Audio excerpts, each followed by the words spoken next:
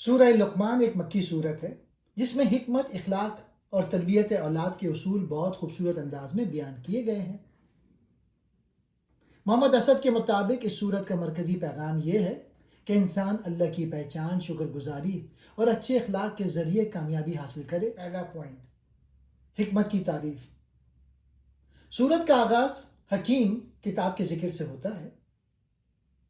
محمد اسد بتاتے ہیں کہ یہاں حکمت سے مراد وہ حتمی سچائی ہے جو انسان کو صحیح اور غلط میں تمیز سکھاتی ہے۔ حضرت لقمان کو اللہ نے یہی حکمت عطا کی تھی جس کا پہلا تقاضا اللہ کا شکر ہے۔ دوسرا نقطہ، حضرت لقمان کی وصیتیں، اخلاقی ڈھانچہ۔ محمد اسد ان وصیتوں کو ایک مثالی انسانی کردار کا خلاصہ قرار دیتے ہیں۔ سب سے بڑا ظلم، شرک کو ظلم عظیم کہا گیا کیونکہ یہ حقیقت کے خلاف بغاوت ہے۔ والدین کا مقام، جہاں اللہ کا حق بیان ہوا وہیں والدین خصوصاً ماں کی تکلیفوں اور ان کے احترام کا ذکر ہے۔ مگر محمد اسد ایک اہم نقطہ لکھتے ہیں کہ اگر والدین شرک پر مجبور کرے تو ان کی بات نہیں مانی جائے گی، البتہ دنیا میں ان کے ساتھ سلوک پھر بھی اچھا رکھا جائے گا۔ اعتدال اور عاجزی، زمین پر اکڑ کر نہ چلنا اور اپنی آواز کو پس رکھنا محض آداب نہیں بلکہ ایک مومن کی شخصیت کا وقار ہے۔ تیسرا نقطہ، کائنات کے مظاہر اور انسانی عقل۔ اس صورت میں اللہ کی قدرت کی نشانیوں کا ذکر ہے۔ آسمان اور پہاڑ، محمد اسد کے مطابق بغیر ستونوں کے آسمان اور زمین میں پہاڑوں کا ہونا کائنات کے محکم قوانین یعنی نیچرل لاز کی علامت ہے۔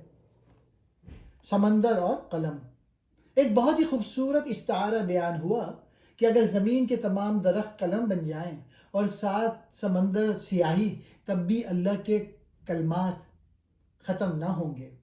چوتھا نقطہ، کائنات کا مقصد۔ محمد اسد اس بات پہ زور دیتے ہیں کہ اللہ نے جو کچھ زمین اور آسمان میں ہے اسے انسان کے لیے مسخر یعنی سبسروینٹ کر دیا ہے۔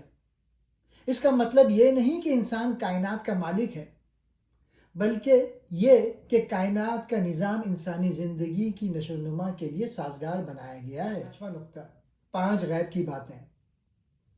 سورت کے آخر میں 5 ایسی چیزوں کا ذکر ہے جن کا علم صرف اللہ کے پاس ہے۔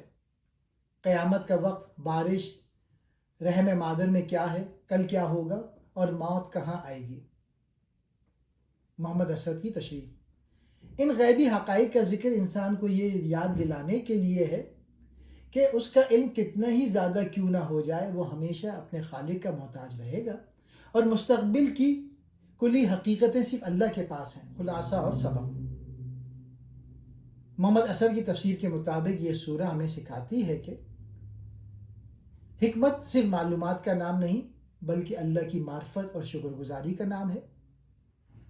ایک مضبوط معاشرہ تب بنتا ہے جب والدین اور اولاد کے درمیان تعلق توحید اور اخلاق کی بنیاد پر ہو۔